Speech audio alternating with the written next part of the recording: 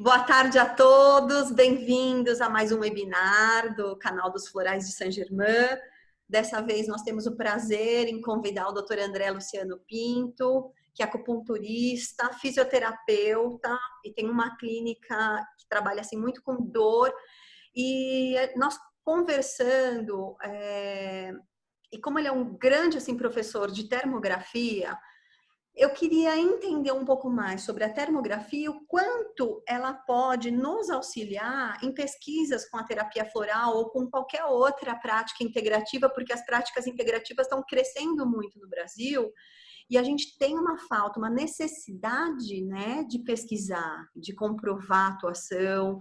Então, eu acredito que ia ser, assim, foi uma excelente ideia, né? O Valdemar nos colocou em contato, que são amigos já de longa data. Doutor André, bem-vindo, bem-vindo aí Obrigado. a aula, agora é toda sua. Legal. Meu áudio tá bom aí para vocês? Tá Tá nítido? chegando super Tá bem bom, aqui. vamos lá. Bom, eu que agradeço aí, Thalita, a oportunidade de tá mostrando um pouquinho do nosso trabalho, no que nós fazemos com relação à termografia hoje, né? Como que nós abordamos essa técnica, né? E assim, além de um amigo, eu sou paciente também aí do Dr. Valdemar, eu sempre na minha consulta com ele, aliás, a gente até demora um pouco, a gente tem tanto assunto para Metade é batendo. comentar, né? É verdade. Exatamente, metade é literalmente batendo papo, né? E já venho comentando, né, com o Valdemar, assim, sobre essa técnica, o que nós fazemos e como que nós abordamos. E agora deu certo a gente poder tá mostrando um pouquinho para vocês. Então, vou colocar uma aula para vocês, assim, com um pouco do conceito do que é a termografia, para que ela serve, né? Quais são os pontos que a gente tem que prestar mais atenção, o que as doenças podem interferir na nossa abordagem, na nossa avaliação, e colocando assim que não é um ponto único, tá? Que nós utilizamos essa técnica hoje para abordar. Ele é um exame de imagem, tá? Então, assim, como todo exame de imagem, você pode ter alterações, e essas alterações elas vão depender da pessoa que está avaliando, ou que está manuseando, ou que está, enfim, tentando fechar o quadro daquele paciente. Seja um quadro de dor, seja um quadro de uma própria alteração psicossomática. E então é um equipamento, é uma técnica com operador dependente, tá? Então toda técnica que existe operador dependente, o risco de falha é muito grande, né? Isso o próprio técnico de radiologia, né? Se ele já posiciona o paciente errado, pronto, a gente pode ter uma falsa interpretação de alterações na coluna, no joelho, etc. Assim como o ultrassom, né? Assim como a ressonância, a tomografia e tal. Então, qual que é, primeiro, assim, basicamente, a diferença entre esses métodos, tá, de avaliação de imagem? Se nós pegarmos os exames de ultrassom, você pegar o exame de ressonância, tomografia, né, o próprio raio-x, eles são exames estruturais, tá? Eu estou vendo aquela estrutura, né? Agora, com relação à termografia, ele não é um exame literal estrutural, ele é um exame funcional, né? Então, pelo fato de ele ser um exame funcional, o que eu estou enxergando no meu paciente? A resposta neurovegetativa simpática, tá? Porque nós não controlamos essa nossa resposta neurovegetativa simpática. Nós temos sinais no nosso corpo, esses sinais, eles provêm de nervos indo ou vindo de algumas regiões do corpo, e aí nós conseguimos interpretar através da avaliação, principalmente da pele, tá? Ele é um exame de superfície, ou seja, quanto mais veias eu estiver no local, melhor será a minha interpretação, tá? Então, por exemplo, se nós pegarmos uma região de um joelho, né? Então, o joelho, o paciente ele teve uma lesão do ligamento cruzado anterior. Nós, através da termografia, nós não conseguimos bater o martelo literal para ver se há ou não uma lesão e graduar esse tipo de lesão, por exemplo, do ligamento cruzado anterior.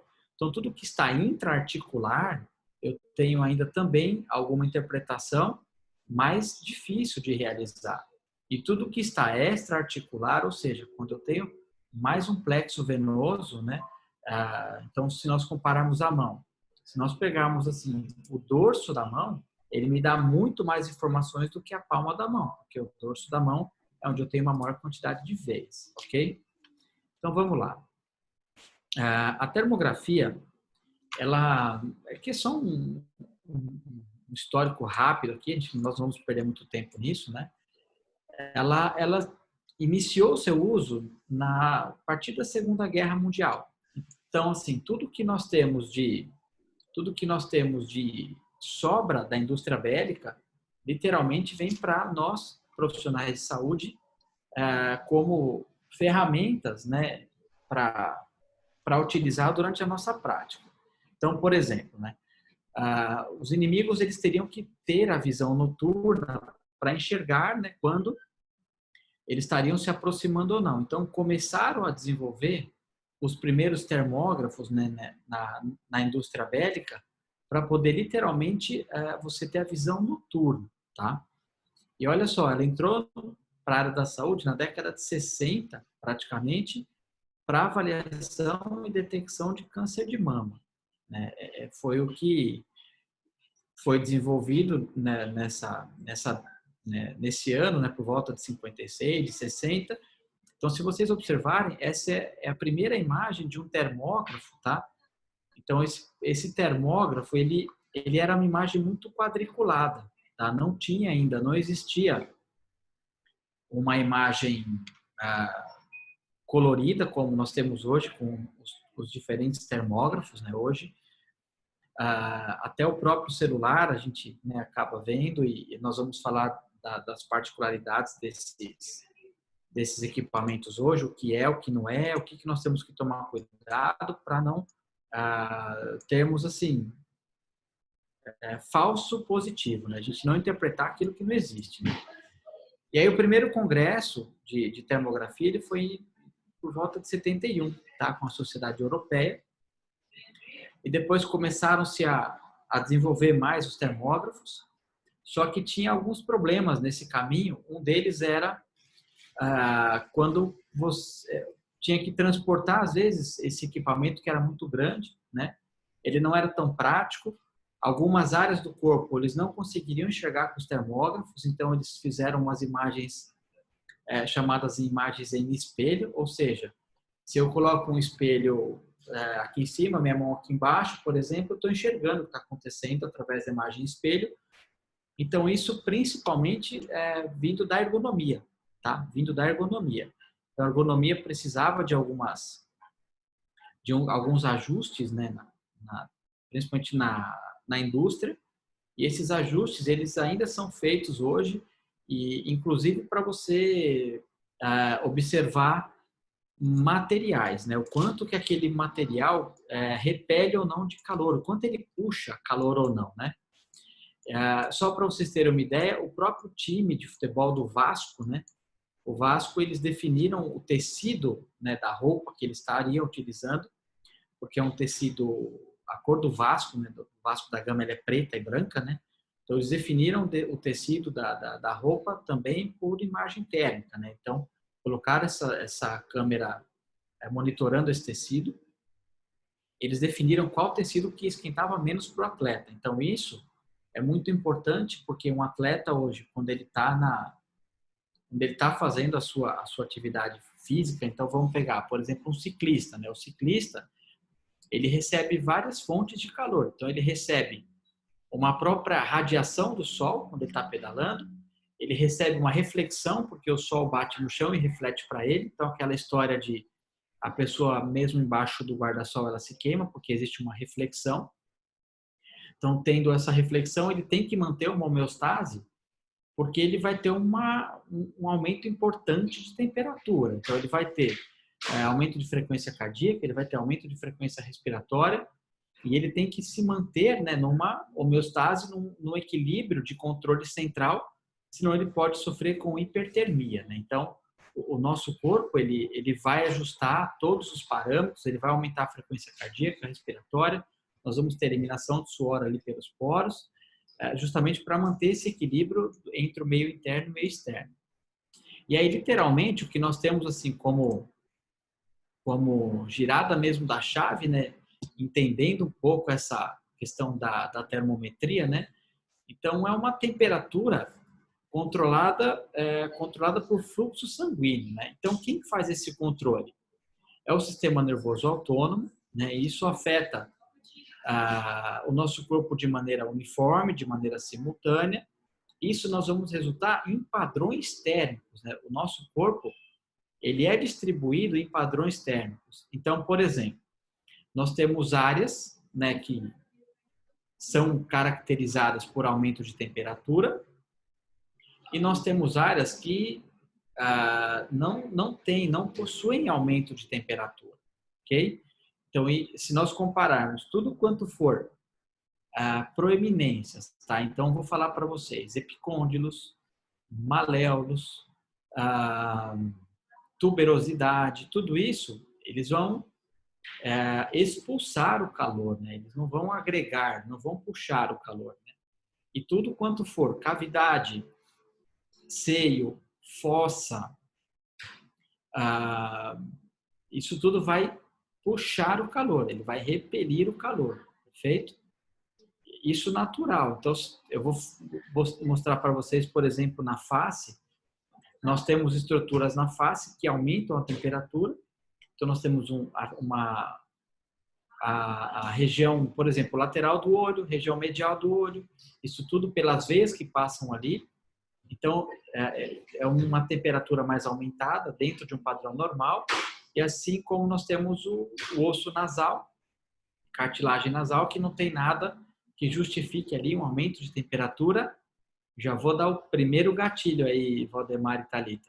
Excesso às alterações, por exemplo, uma elevada carga mental, ou uma situação de estresse, ou uma situação de medo, ou uma situação de ansiedade. Tudo isso já pode me mostrar alguns sinais na face, ok? Então é isso, né? Nós temos uma base de interpretação que seriam os nervos vindo ou indo de algum segmento. Eles podem interagir na medula e assim eles vão impulsionar um órgão, né, ou um órgão, uma víscera, e isso dará para nós na pele um estímulo específico, tá? Essa é a primeira base, tá, neurofisiológica para a interpretação. Só que baseado nisso, nós temos uma visualização de periferia, mas nós temos também as alterações centrais, ou seja, quem controla a nossa temperatura central é o hipotálamo. Então, lembrando, o canto medial do olho, né, bem o cantinho medial do olho, ele é a nossa temperatura mais elevada. Por que nós dizemos isso, né? Porque ele faz a união de duas artérias.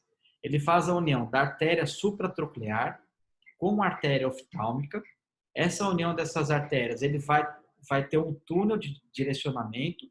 Esse túnel, ele vai refletir lá as alterações do hipotálamo, ok? Que é o centro, é o nosso controlador de temperatura central. Então, algumas situações, né, que nós monitoramos na nossa prática e que nós observamos diminuição dessa temperatura central. Primeiro, o paciente que existe um déficit no seu metabolismo, ele pode alterar a temperatura relacionada com a temperatura central. Uma outra situação, doenças da tireoide, por exemplo, o hipotireoidismo ou até mesmo o hipertireoidismo, ele pode alterar o metabolismo, isso reflete diretamente no canto medial do olho. Então, a nossa temperatura no canto medial do olho, ele é o que reflete ali dentro de um padrão normal, vamos dizer assim. Então, quando vocês avaliarem nos seus pacientes, essa temperatura deverá estar a 36 graus e meio, ou acima de 36 graus, vamos colocar assim. Tudo que estiver abaixo de 36 graus, aí nós temos que tomar cuidado, porque pode ser uma alteração metabólica? Pode. Um paciente que tem distúrbio de sono, ele pode fazer uma congestão periocular. Então, um olho que nós vemos no térmico parece um um sinal do panda que nós encontramos em alguns trabalhos, isso também refletindo aí diminuição dessa temperatura dessa temperatura do olho. Então vamos lá. Só para vocês entenderem, né? Eu coloquei essa imagem aqui mostrando os nervos periféricos, né? Então o que isso interessa para nós? Muitas vezes o paciente ele vem com uma queixa de uma dor no ombro, tá? Ou ele vem com uma queixa de uma dor no cotovelo, né?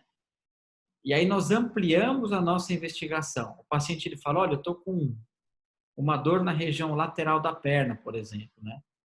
Então, nós vamos investigar, lógico, essa região que é sintomática, mas ao mesmo tempo, com a termografia, nós podemos ampliar a nossa capacidade diagnóstica, justamente porque eu vou ver saída de ramificações aqui na base de crânio. Então, por exemplo, na região do polegar, né, aqui, nós temos um trajeto do nervo radial, nós temos inervando o primeiro, segundo, terceiro, metade interna do quarto dedo, nós temos o trajeto do nervo mediano, e metade externa e o quinto dedo, nós temos o trajeto do nervo ulnar. São os nervos principais ali do plexo braquial. E aí nós temos também a saída dos nervos que vêm aqui da coluna. Então nós temos C5, nós temos C6, nós temos C7, nós temos o nervo C8. E se você enxergar uma região com diminuição de temperatura nesse trajeto, provavelmente a causa de dor ela estará na região mais proximal, na saída de inervação. Então pode ser uma protrusão, pode ser uma hérnia, pode ser uma listese, pode, tudo isso interferindo naquele dermátomo correspondente e a dor, aliás, a dor não, e a propagação de calor, ela vai diminuir na sua extremidade. Porque o nervo, a saída do nervo, ele entrou em sofrimento. Então, se o nervo entra em sofrimento, ele causa hipofluxo, causando hipofluxo, eu vou ter essa mensuração na periferia com temperatura diminuída. Ok? Então, a gente consegue ampliar muito mais a nossa capacidade diagnóstica. E aqui na perna é a mesma coisa. Se o paciente tiver uma protrusão de L5-S1, por exemplo, L4, L5, L5-S1, então a temperatura diminuída estará, por exemplo, na região medial da perna, que é o passo dermátomo de L4, na região lateral tem o dermátomo de L5 e aqui na região posterior aqui da panturrilha eu tenho o dermátomo de S1. Então o que nós conseguimos enxergar é literalmente com a termografia a anatomia, tá? Nós estamos falando de função. Eu enxergo aqui as variações anatômicas, perfeito? Valdemar, a hora que você quiser entrar, se quiser comentar, fica à vontade, tá? A gente abre a discussão, é tranquilo. Então vamos lá. Aí nós colocamos algumas vantagens, né, com relação ao uso da termografia. Então, principalmente, ele é um exame indolor, tá? Ele é um exame que não emite nada, ele não emite uma radiação, não há necessidade de contraste, tá? Ele é um exame não invasivo, predominantemente funcional e sem contraindicações, ok? O que você tem que ter para sua avaliação, né, para sua coleta de exame, é você ter critérios para você realizar a imagem termográfica. Por exemplo, se vocês quiserem avaliar face e o paciente tiver base, creme, batom, óleo, tudo isso vai alterar a imagem, porque ela vai estar sobre a superfície que nos interessa, que é a avaliação de temperatura da pele, ok?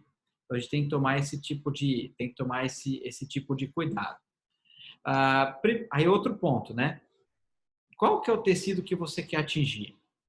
Eu quero atingir o nervo, eu quero atingir uma fáscia, eu quero atingir o músculo, eu quero atingir um osso, eu quero atingir uma cartilagem. Então, isso também o exame nos dá essa segurança para nós enxergarmos aquela estrutura. Então, por exemplo, se nós estamos diante de uma alteração de joelho, tá? E você quer colocar o seu tratamento de joelho, por exemplo, ondas de choque. Então, eu quero atingir uma cartilagem. Então, com esse equipamento, qual é a ponteira que eu vou usar? Eu não posso usar uma ponteira tão superficial, porque eu não vou entregar a energia necessária para aquela estrutura. A mesma coisa na região cervical. Se eu quero atingir o nervo, eu tenho que usar uma técnica, né? Uma técnica um pouco mais profunda. Por exemplo, uma eletroacupuntura, um agulhamento, uma aplicação de ozônio, por exemplo, a própria onda de choque mudando a ponteira. Então, tudo isso vai interferir diretamente na estrutura que eu quero utilizar, né? E qual é o método que você utiliza de tratamento? É o método físico? É o método medicamentoso? É o método através de movimento que você promove a sua, guia, a sua terapia? E aí nós colocamos o seguinte, né? Por que nós conseguimos conectar aquilo que pesquisamos no nosso laboratório e que vemos todos os dias do nosso consultório? Com esse slide, né, eu coloquei para vocês o seguinte: as escalas que nós utilizamos, por exemplo, para dor. Elas são escalas subjetivas, tá? Eu não tenho uma escala objetiva. Então, por exemplo, se nós perguntarmos hoje para grande parte da nossa população que está sofrendo com ansiedade, com medo, com incerteza, tá todo mundo literalmente preso, né, assim, nas suas casas, a maior parte da população. Então, veja o seguinte: quanto dói? Quanto está doendo a sua dor? Qual o seu nível de dor hoje lombar, por exemplo? A maioria vai falar: olha, eu estou com a minha dor 8, estou com a minha dor 10, 9. Aí, sei lá, né, eu tenho uma opinião um pouco pessoal com relação a tudo que está acontecendo, né, mas assim, a hora que acabar toda essa histeria, né, a gente vai ver o seguinte: a pessoa saiu para a rua, quanto é a sua dor hoje? Olha, minha dor de 8 foi para 2. Então, isso tudo é muito subjetivo, tá? Com as escalas de humor, é a mesma coisa, são escalas subjetivas. Por que nós colocamos isso? A pessoa saiu da casa dela tranquila, ela foi para uma consulta, ela bateu o carro, veio discutindo com a pessoa, né, o caminho inteiro, aí chega, nós vamos pesquisar a escala de humor. Como é que essa pessoa vai estar naquele momento? Ela vai estar triste, ela vai estar feliz, ela vai estar angustiada, ela vai estar nervosa, ela vai estar ansiosa. Então, tudo isso são parâmetros subjetivos. E agora, quando você tem uma ferramenta que te dá a possibilidade, de medir, de você qualificar e de você quantificar o que está acontecendo com aquele tecido, a ciência, como vocês já comentaram, né? A ciência, ela aceita muito bem, só que para isso tem que ter parâmetros, né? Eu costumo dizer assim, que nós temos que ser muito metódicos para essa interpretação, porque sendo metódico para essa interpretação, nós conseguiremos ser assim, o mais objetivo possível. Então, veja, o nosso corpo, ele emite, né, calor, ele emite uma radiação. Então, nós temos vários meios de transmissão de calor. Nós temos a convecção, nós temos a condução, né? Então, por exemplo, o que é uma convecção, né? Uma convecção forçada são os deslocamentos que nós temos das massas de ar. Então, tanto as massas de ar quente quanto as massas de ar frio, elas vão se propagando por uma transmissão através de convecção. O próprio secador de cabelo, ele é um tipo de convecção forçada, ok? E o que nos interessa dos diversos meios de transmissão de calor é a transmissão pela radiação, ou seja, é a transferência de calor através da emissão e absorção simultânea de ondas, né, de campo eletromagnético. Então, todos os corpos vivos, né, eles emitem uma radiação eletromagnética em função de temperatura absoluta, de acordo com uma lei chamada lei de Stefan-Boltzmann, tá? E desta forma você pode trocar calor em qualquer contato físico, mesmo no vácuo. Então, o que esses caras fizeram, né, o Stefan e o Boltzmann? Eles desenvolveram uma equação e através dessa equação você tem o que nós chamamos de emissividade, tá? O que seria isso, né? Por exemplo, quando eu quero avaliar o concreto, eu tenho uma emissividade para avaliar o concreto. Quando eu quero avaliar o quadro de energia elétrica, eu tenho uma emissividade que eu mudo esse parâmetro na câmera, então isso é muito importante, tá? Eu mudo esse parâmetro na câmera para eu enxergar aquela emissividade daquele material. Quando eu quero avaliar metal, então é muito usada na engenharia, porque você muda a emissividade da câmera de acordo com o material que você quer. E a emissividade da pele, tá? A emissividade da pele, ela é 0,98, é próximo de 1 a emissividade da pele. E foi aí que Stefan Boltzmann, ele desenvolveu essa, né, eles descreveram essa equação. Então, o que interessa para nós justamente é isso, é a radiação de calor que o corpo emite. E veja que interessante, né? Eu vou contar uma história para vocês, que eu fui chamado numa clínica uma vez para fazer uma... Eles queriam que eu trabalhasse uma clínica assim, voltada de excelência para a medicina esportiva, e queriam que nós fizéssemos as avaliações por termografia, né? E aí os colegas disseram, não, mas aqui nós já fazemos a termografia e tal, né? E aí eu peguei e falei, bom, legal, que câmeras vocês usam, né? Me mostraram a câmera, tudo. Eu falei, deixa eu dar uma olhada nessa câmera, né? E aí quando eu entrei para ver as configurações da câmera, eles estavam fazendo uma avaliação para avaliarem metal. Não estavam avaliando pele, tá? Então, assim, isso tudo... Iron Man, era um Iron Man. Exatamente, Valdemar. Esse era o conceito. Então, assim, não é, né, a orientação que nós damos assim, não é pegar uma câmera, tá? Comprar qualquer câmera e sair fazendo imagens, tá? Sem ter uma base, sem ter um alicerce, sem ter um fundamento das técnicas que nós estamos utilizando. Isso é para qualquer método e qualquer procedimento. Por exemplo, ultrassom, a mesma coisa. Não dá para a gente comprar um ultrassom hoje e fazer... eu vou guiar aqui um agulhamento no quadrado lombar. Não é tão simples assim, né? Existe uma curva de aprendizado para isso. E a mesma coisa com relação às câmeras de termografia, ok? Então, vamos lá. Uma coisa só, André. A Juliana está perguntando se você, através da termografia, você consegue saber o início de um problema. Você consegue ter identificação de datas? Quanto tempo que isso pode estar ocorrendo ou não? Porque é um momento, né? Eu vou dar o exemplo do seguinte, tá, Juliana? Isso que eu vou te falar não é o André que está falando, são os trabalhos, são as pesquisas, são as meta-análises, tá? Acontece o seguinte, você, por exemplo, para um câncer de mama, tá? Até aparecer literalmente a alteração pelo tumor, você tem uma média aí de 2 a 3 anos com antecedência o início de uma alteração térmica, tá? E não necessariamente ainda você tem um tumor instalado, mas já começa a haver alterações térmicas naquela região, né? E olha que outro fato interessante, né?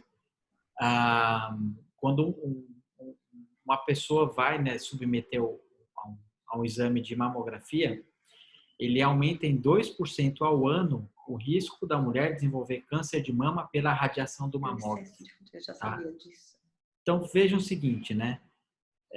Eu costumo falar que não é outubro rosa, é outubro negro, tá? Porque, assim, isso piora ainda mais, né, essa possibilidade. Só que ainda não há um consenso, né, na própria comunidade científica para isso, com relação até à termografia, mas você consegue enxergar e aí você direciona para um exame mais específico, tá? Seja um ultrassom com elastografia, por exemplo, que vai te dar uma densidade, vai te dar um formato daquela região, né? Você vai literalmente circular a área, então isso é uma possibilidade. E eu vou colocar um outro exemplo quando o paciente é colocado alguma prótese ou ele é submetido a alguma prótese, por exemplo, o quadril, por exemplo, o joelho, onde aquela temperatura nunca mais vai voltar para dentro de um padrão normal, porque ele perdeu a atividade metabólica da região. Então, sempre uma imagem com quadril, joelho, uma prótese total de quadril ou de joelho, ela não vai voltar mais para aquela temperatura de normalidade, porque você perdeu literalmente a atividade metabólica, né?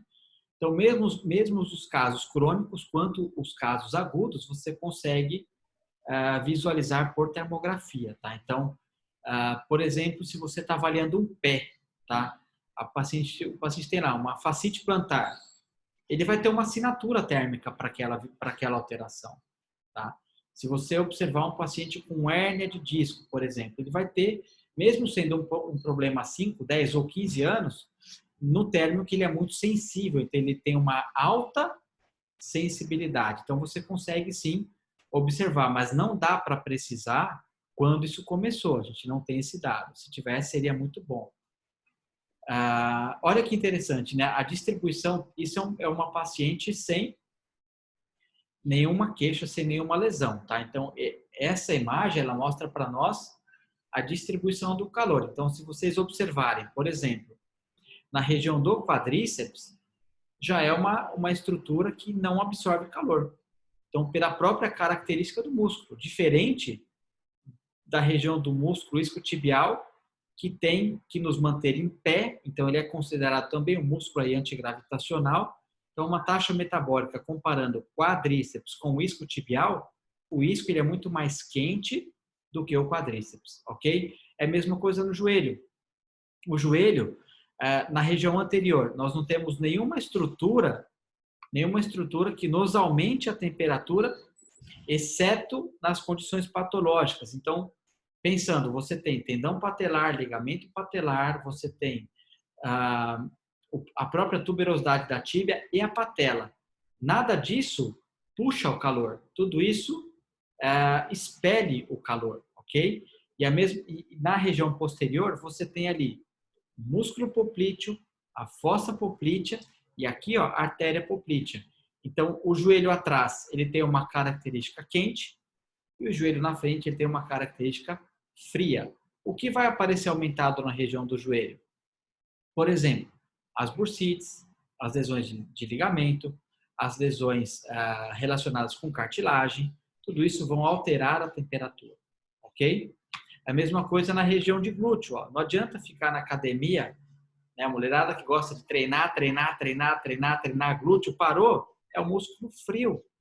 Então, assim, parou de treinar, vai parar literalmente tudo. Por quê? É uma característica fisiológica, ok? A mesma coisa aqui no abdômen. Ó. Se vocês pegarem aqui a região do reto abdominal, tá? Aqui nós temos uma maior quantidade também de gordura. Então, por isso que nós temos um aumento e uma diminuição de temperatura, porque a gordura é uma taxa metabólica diminuída, não é uma taxa metabólica aumentada, ok? E olha só, aqui foi com a primeira crise aí, né, dessas epidemias. Essa imagem foi feita no aeroporto em Dubai, com a crise de H1N1, onde eles estavam monitorando as pessoas pelo termógrafo, tá? Então vejam, a temperatura aqui, ó, 37,8 e olha a região frontal, com uma temperatura mais alterada. E aí, né, fizeram agora, mensuraram as temperaturas com essa pandemia que está tendo em alguns aeroportos do nosso país, né?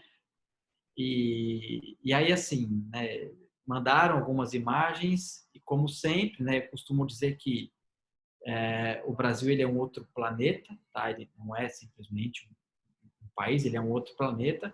As pessoas investigando com intervalo de temperatura muito amplo, de menos 20 a 120 graus. Tá? Então, assim, e a emissividade que estavam colocando nas câmeras não era uma emissividade compatível com avaliação de pele. Ou seja, não adiantava nada estar com uma câmera ali, é a mesma coisa eu estar querendo dirigir um carro sem ter a minha carteira de motorista, né? É a mesma coisa eu querer pilotar uma moto sem saber onde troca a marcha na moto. É igualzinho, né? E, infelizmente, nós vimos isso acontecer agora, no mês passado. Então vamos lá. Uma coisa, Oi? o Rafael, acho que ele tem uma pergunta. Pode falar, Rafael. Rafael? Rafael? Eu acho que ele... Não. Pode seguir. Beleza. Então vamos lá. E aqui nós temos, né, só um conceito, né, para a gente já ir mergulhando nessa parte de psicossomática, né? Então, aqui vocês veem, por exemplo, a divisão, né, do nosso encéfalo, aqui do cérebro. Então, dividido aqui, aliás, do telencéfalo, né, que o encéfalo é o conjunto. Então, nós temos, por exemplo, aqui as extremidades, né, que eu tenho o polo frontal, o polo temporal, o polo occipital, e aqui nós temos as divisões de lobos, né, só para a gente recapitular em um minutinho. Lobo frontal, lobo temporal, parietal, né, temporal, parietal, occipital, aqui o lobo da ínsula, que é mais desenvolvido em animal, por conta da caça. Em volta aqui o giro temporal transverso anterior, né, são as dilatações. Então vejam, essa região frontal, tá, é uma região que nós vamos ver uma alteração nos pacientes, principalmente que são submetidos aí à carga mental, às emoções, porque eu tenho uma hiperatividade também dessa região. Então, uma temperatura que pode alterar no térmico também é a região frontal, ok? E vejam que interessante, fazendo o link, na região frontal, nós não temos ali praticamente cabelo, né? Então, diferente das outras áreas, temporal, parietal, occipital, então o cabelo tem uma atividade metabólica baixa, né? Então não tem metabolismo ali, né? Eu tenho a formação pelo bulbo capilar, mas o cabelo em si, a temperatura já é bem menor. E aqui são algumas outras áreas, né? Esses órgãos aqui são órgãos intercomissurais, né? Então, por exemplo, o corpo caloso, o giro do símbolo, né? O sulco do símbolo, são todas áreas que unem uma estrutura com a outra, né? Então, nós temos até a região de hipocampo e alguns trabalhos mostrando memória e elevação ali de carga mental que você altera também quando essas áreas são mais estimuladas. Então, costumo dizer, você tem sim uma alteração central e você tem um monitoramento periférico. As duas coisas estão unidas, né? E a saída da periferia que nós temos é de T1 até T12, que é literalmente ali a saída do nosso sistema nervoso simpático. E aí a formação reticular. A formação reticular, ela controla várias estruturas. Então, por exemplo, o controle músculo-esquelético, ela é uma das funções também de controle do nosso sistema. Ela tem ação em tônus muscular. Então, por exemplo, quando eu quero uma contração do bíceps, né? Então, o bíceps vai contrair, automaticamente o tríceps tem que relaxar. E vice-versa, né, quando for o contrário. Quando eu quero uma contração do tríceps, o bíceps ele tem que relaxar. E também a formação reticular, ela é responsável ali pelo controle, né, também de expressão dos músculos facial. Então, a emoção também é controlada ali pela formação reticular. Controla as nossas vias de dor também, a percepção nossa de dor, percepção dolorosa. As alterações do sistema nervoso autônomo, ou seja, córtex, região de hipotálamo, né? Então, eu costumo dizer assim, vejo a formação reticular, né, como um grande gatilho, uma estrutura que se une, que passa a união, né, ou que passa informação para o tronco cerebral. Quando nós colocamos aqui ação no tônus muscular, ela também emite isso para o cerebelo. Então, ela vai estimular os núcleos do cerebelo. Então, os principais, né, são fastigial, globoso, emboliforme, denteado. Então, esses músculos, esses núcleos, eles são estimulados. Então, isso passa informação, a mesma coisa para o encéfalo. E olha que interessante, né? Controla também essa mímica e os músculos da face. Então, isso para nós é bem interessante, porque quando você tem algumas situações de alteração nesses padrões, né, você vai aumentar, por exemplo, a ventilação. Ou seja, você vai estimular ainda mais o batimento de asa de nariz, vai aumentar o controle de respiração, ou seja, a frequência respiratória.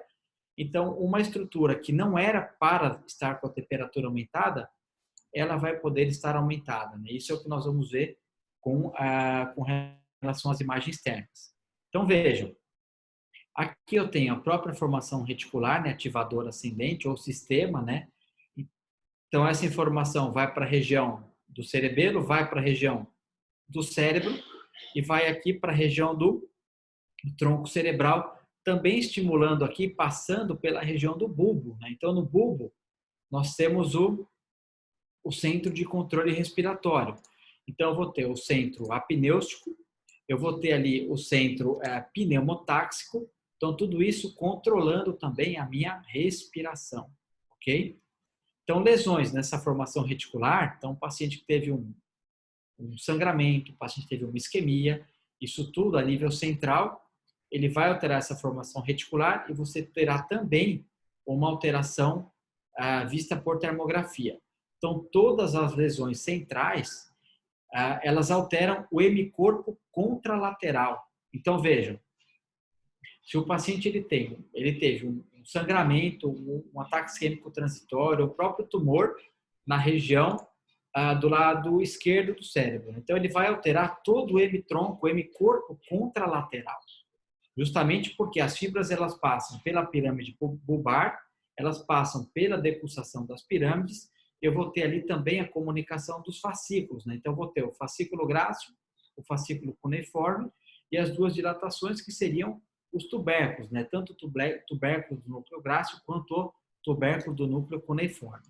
E aí, aqui só para vocês entenderem um pouquinho de como funciona essa vascularização. Então, olha aqui a região de carótida, né? Então, se o paciente ele tem uma alteração de carótida, então as obstruções de carótida, essas obstruções elas levam a alterações na face também. Por quê?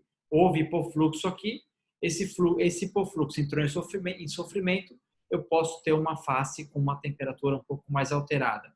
Então, no caso, eu teria que descartar essas alterações de carótida.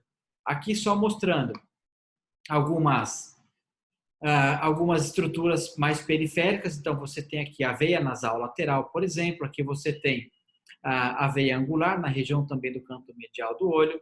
Aqui na lateral, a veia temporal superficial. Aqui eu tenho já uma artéria angular, aqui eu tenho uma artéria facial. E aqui eu tenho uma distribuição também dos nervos, né? Então, esse aqui é o nervo facial, que ele é o nervo motor. E aí você tem o trigêmeo, que ele é o nervo sensitivo, né? E vejam que interessante essa distribuição de toda a inervação da face e quando o paciente ele tem, deixa eu só voltar um pouquinho, aqui ó. Então, quando ele tem uma alteração de um nervo, nesse caso é um paciente com paralisia facial periférica, então vejam o seguinte, que todo o trajeto dele aqui, ó, nos ramos, eu tenho o ramo oftálmico, eu tenho o ramo maxilar, eu tenho aqui também a região do ramo mandibular. Então, isso me mostrou uma alteração de um trajeto, né, do nervo facial. Então, quando você tem essa imagem, que ocorreu um hipofluxo nervoso, um hipofluxo na região do nervo, essa temperatura alterou, e alterando essa temperatura, aqui eu já direciono o meu tratamento. Então, depois que eu comecei a usar a termografia, eu aboli completamente a estimulação de gelo na face, tá? Justamente porque o que me motivou a fazer ainda mais isso? Se é uma região que sofre com hipofluxo e eu vou causar no primeiro momento um hipofluxo, não há, na minha opinião, uma necessidade de estimular isso com gelo. Então, o nervo gosta de duas coisas. O nervo gosta de luz e o nervo gosta de eletricidade. Tomando cuidado com eletricidade para você não trabalhar com altas frequências, para você não trabalhar com altas intensidades, porque você pode piorar ainda e promover uma neuropraxia, ok? A gente tem que tomar esse cuidado. E foi um atleta, Valdemar, se preparando, ele estava com tempo para ficar entre os top 10 da São Silvestre. Tá? Então, teve uma paralisia aí há praticamente 2 semanas da São Silvestre e não conseguiu correr. Então, veja o seguinte, ó. Os pontos importantes, né? O preparo do paciente. Isso é muito importante, pessoal. Por quê? O paciente ele tem que seguir algumas recomendações justamente para você não ter os viés de análise como qualquer outro método de avaliação de imagem. Então, veja o seguinte, quais são as principais orientações e preparo do paciente? Primeiro, fazer a imagem pelo período da manhã, tá? Até ter as alterações do ciclo circadiano, né? Você vai ter uma diminuição depois das catecolaminas circulantes, então o paciente ele tem essas estruturas já sendo menos estimuladas. Você tem ali ele não tomar banho muito quente no dia do exame, tá? Ele vir com roupa confortável, ele não ter feito nenhum tipo de procedimento na pele, por exemplo, massagem, liberação miofascial, qualquer tipo de estimulação. Ele não tomar café, não tomar chá, não tomar chimarrão, nada que aumente ainda mais ou promova uma vasodilatação, isso tudo também não é recomendado. Não é recomendado ele colocar nada na pele, creme, óleo, protetor solar, ele evitar de tomar bronco ou vasodilatador, se ele puder ficar também sem esse medicamento aí pelo menos 24 horas do exame, ele não ter realizado atividade física no dia do exame, justamente porque você altera totalmente o metabolismo, então isso também vai te predispor a resultado falso positivo. O ambiente de exame, a gente tem que tomar cuidado. Então tá aqui, ó, cuidado com iluminação, piso, temperatura de sala, tem que estar uma temperatura controlada, familiaridade com software de análise também, porque a câmera ele é um captor de imagem, tá? Nós não conseguimos enxergar muitas coisas pela câmera, ok? O que nós recomendamos é que você transfira essa imagem para um software. Nós temos principalmente 2 hoje no mercado, e você analise as imagens pelo software, pode provocar os testes ou não, fazer os testes provocativos. Um deles é o famoso Cold Stress Test, tá? Então, nós colocamos o paciente para ser estimulado com frio, com água fria. Eu quero visualizar a mão, por exemplo. Eu vou lá e eu quero observar as alterações da mão numa suspeita de uma neuropatia, por exemplo, ou de uma lesão de um nervo sensitivo, ou de por exemplo, de uma síndrome do Raynaud, uma alteração também, algumas doenças reumáticas associadas. Então, eu vou provocar o pé dele e vou mensurar a mão. Por quê? Eu vou avaliar a resposta neurovegetativa simpática. E quando eu quero avaliar, por exemplo, uma radiculopatia membro inferior ou uma neuropatia diabética, porque o paciente diabético ele perde, né, a capacidade de autonomia, ele fica com uma desautonomia desse sistema neurovegetativo simpático. Então, eu vou provocar a mão e vou observar as temperaturas, as alterações de temperaturas no pé, né? Então, para isso tem que ter uma metodologia para a realização das imagens, né? E, claro, a interpretação ela é fundamental. Porque não é simplesmente comprar uma câmera e sair fazendo imagem, querer interpretar tudo, e não é um exame de adivinhação, tá? Existe critérios para isso, existe uma história, existe um exame físico, existe um exame complementar para isso. Algumas, né, principais câmeras, né, para quem, não sei se surgiu aí alguma dúvida ou não com relação às câmeras, né? Aqui nós temos principalmente, tá, os modelos Cs, os modelos Ts e os modelos Es, tá? Então, só antes de entrar nesses modelos, essa televisão que vocês estão vendo aqui no consultório, ó, já é proposital, porque nós acoplamos a câmera com um cabo, né, um cabo de transmissão ali, um cabo AV, né? Então, o paciente ele acompanha tudo o que acontece com ele durante o exame, né? Por quê? Nós temos que expor a pele do paciente. Então, todas as áreas que vocês quiserem estimular, vocês terão que expor a pele, né? Porque justamente a termografia é o exame que eu avalio pele. Então, a gente tem que expor essa região e para isso a gente tem que tomar alguns cuidados, né? Por exemplo, você vai expor, existe uma suspeita de uma variação por câncer de mama. Nós temos que expor toda a região de mama, senão não há como investigar isso. Então, nós temos um protocolo aqui na clínica, sempre um funcionário nos acompanha nesse exame, e você pede para o acompanhante também entrar, porque você vai fazer imagens da paciente, você vai expor literal aquela paciente. Esses são os 3 modelos principais para nós profissionais de saúde, tá? Então, o modelo de entrada que nós colocamos seria esse modelo aqui, ó, a câmera C2, tá? Então, até como a Elaine colocou ali no começo, que ela usa a FLIR One, tá? Então, Elaine, eu vou te dar uma sugestão, tá? De você trocar a sua FLIR One pela câmera C2, porque a câmera C2, ela já é uma câmera que ela foi projetada para nós enxergarmos a emissividade da pele, ok?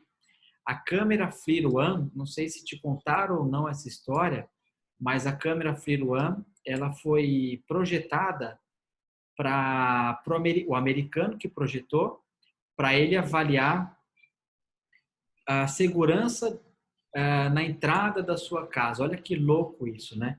Então, qual que era a ideia? A pessoa entrava na casa dela, ela fazia um rastreamento com a câmera para ver se não tinha ninguém escondido por um eventual assalto, alguma coisa do tipo. É para isso que foi projetada mais a câmera, a FLIR One, tá? Aí, né, as pessoas perguntam, mas ela tem uma maior quantidade de pixels ali e tal.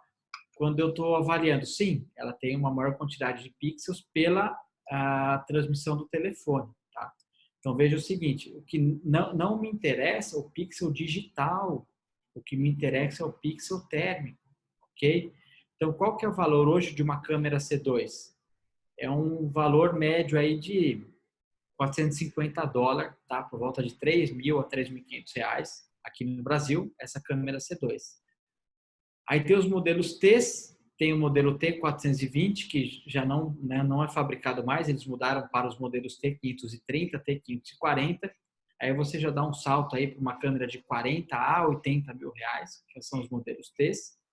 E aqui os modelos E, que por uma questão mais ergonômica, porque as resoluções elas são as mesmas, o pessoal da veterinária acaba colocando muito a utilização dos modelos E, tá? Mas é por uma questão mais ergonômica, porque as definições elas são as mesmas desse modelo T, tá?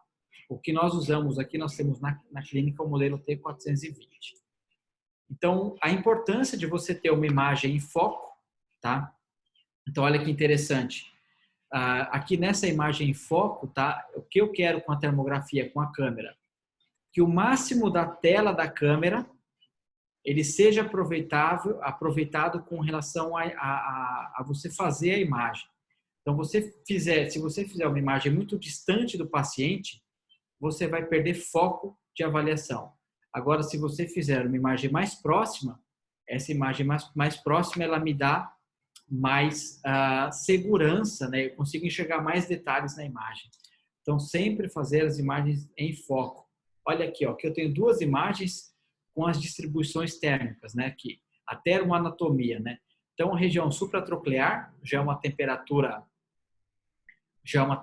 mais aumentada, a comissura medial palpebral, a comissura lateral palpebral, a comissura labial. Então, nada daqui é patológico. Tudo daqui é dentro de um padrão normal. E aí, por exemplo, Valdemar, quando existe uma neuralgia do trigêmeo, aí se tiver essa região mais irritada, nós vamos observar mais uma hiperradiação, e se for uma alteração mais crônica, nós vamos ver mais uma hiporradiação. Aí quando ela agudiza, ela fica mais hiperradiante, ok?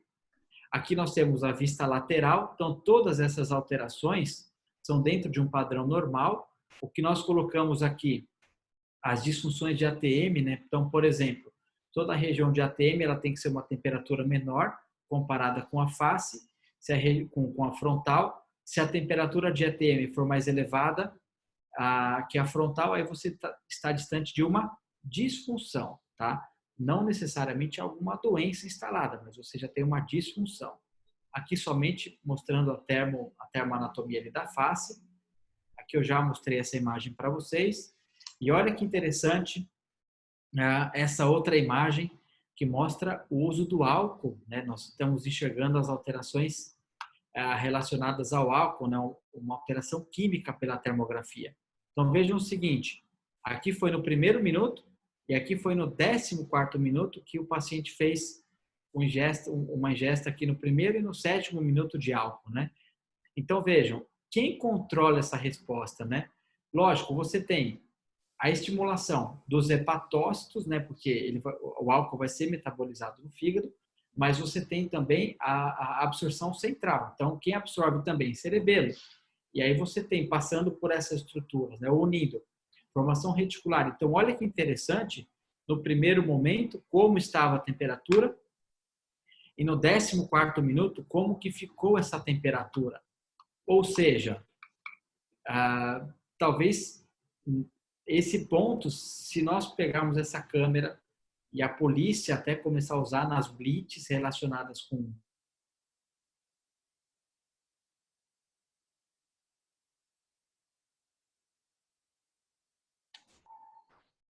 Tem uma travada aí para vocês. Rafael, acho que deu uma caída na sua internet, não sei. Rafael. Olha, Rafael não. Rafael que colocou o contato dele aqui. André. Deixa eu dar uma pausa. Voltou? Conseguiram ver aqui essas alterações? Não? Sim, sim. Deu? Beleza. Então, vamos lá. Então, esse é o efeito químico que nós vemos, né? Então, por exemplo, o fumo, a mesma coisa, a gente vai observar uma vasodilatação justamente pela temperatura. E olha que interessante, né? Mostrando um pouquinho com relação ao padrão de fibromialgia, tá? Então, um dos trabalhos que foram feitos com termografia, pegaram mais aí de 150 pacientes que foram monitorados por termografia, já com diagnóstico pelo Colégio Americano de Reumatologia, aquele literal clássico, né? Porque fibromialgia, nós sabemos que tem muito viés para a interpretação de fibromialgia, porque você tem comorbidades como alterações de sono, você tem estresse, você tem alterações metabólicas, você tem paciente com hipersensibilidade à dor. Então, tudo isso sendo diagnosticado como fibromialgia. Então, costumo falar que assim, a fibromialgia, eu acho que ela é um famoso saco de gato, tá? Porque como que é isso? É você colocar um monte de gato junto no plástico e preto e você chacoalhar ele, você não sabe quem vai estar quem ali.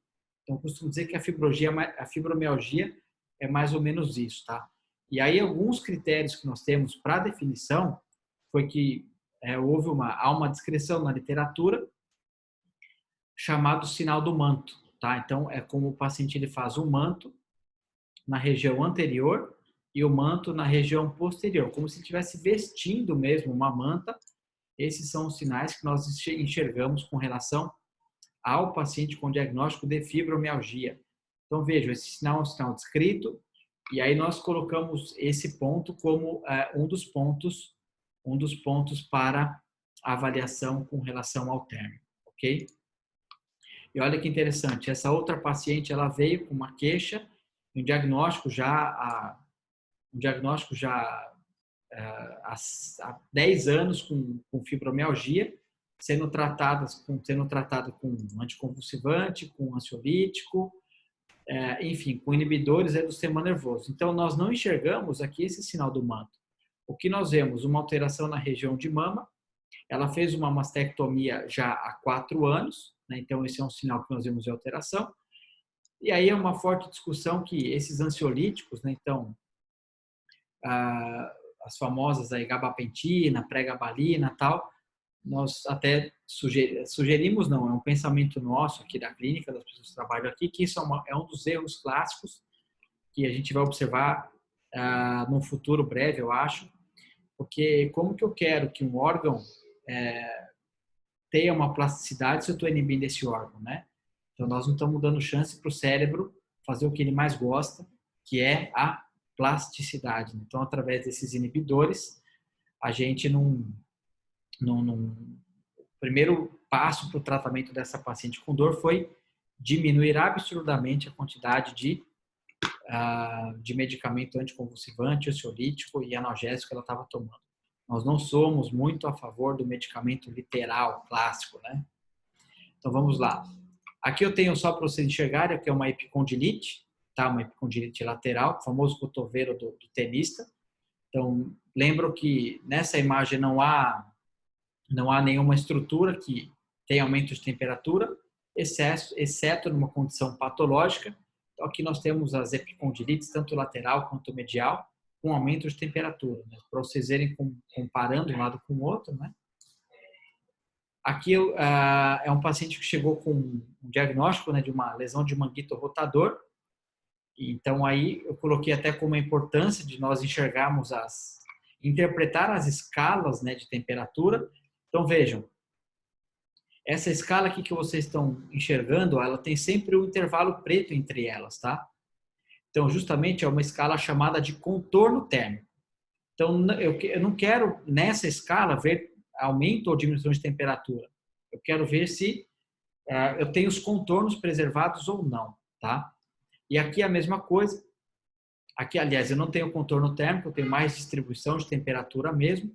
Então, por que nós colocamos isso para vocês, né? Porque é através das escalas de contorno que nós enxergamos as neuropatias.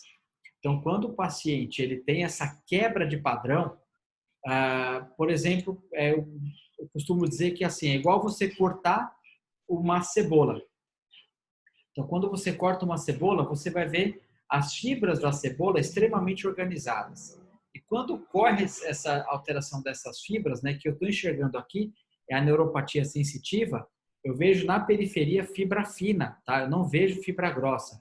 Quem analisa fibra grossa é a eletroneuromiografia. Então, aqui eu estou avaliando fibra fina. Então, o que esse paciente tinha? Uma neuropatia diabética.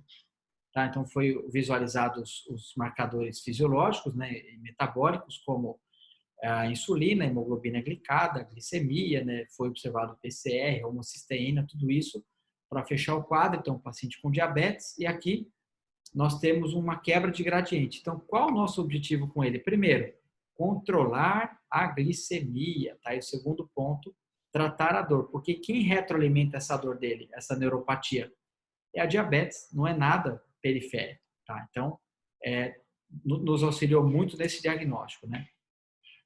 E aqui, olha que interessante, um estudo que foi feito com relação à carga mental, né?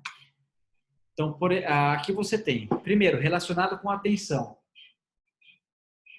Toda pessoa que tem excesso ali de estresse na sua rotina, no seu dia a dia, né? Tem uma carga mental elevada, ele já começa a ter déficit de atenção, tá? Então, assim, esse excesso de carga pode reduzir aquele alerta.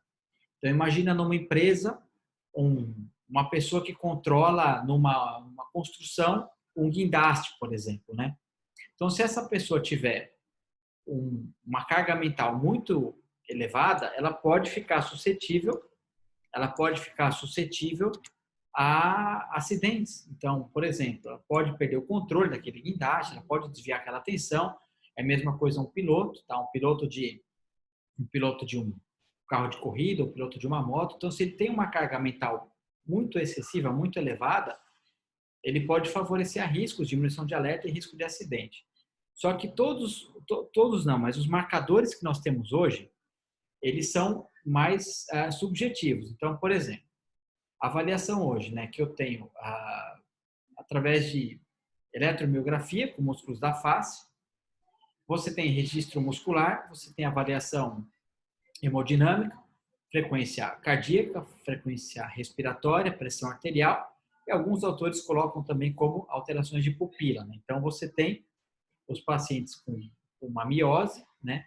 E os pacientes com uma mitríase. O paciente com miose justamente se ele faz um uso aumentado de, por exemplo, esses inibidores do sistema nervoso, ele pode ter uma pupila já um pouco menor. Não vi ainda na nossa avaliação os pacientes com anisocoria, exceto em algumas lesões cerebrais.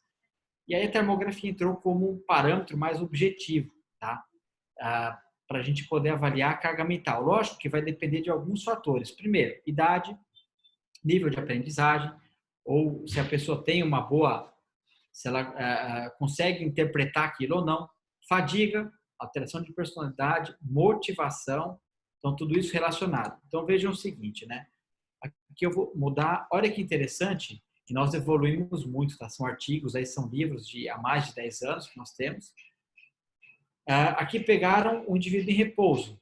Então vejam o seguinte, esse indivíduo em repouso, nessa escala, o que foi utilizada? O amarelo, ele é mais quente que o laranja, que é mais quente que o laranja claro, que é mais quente que o vermelho.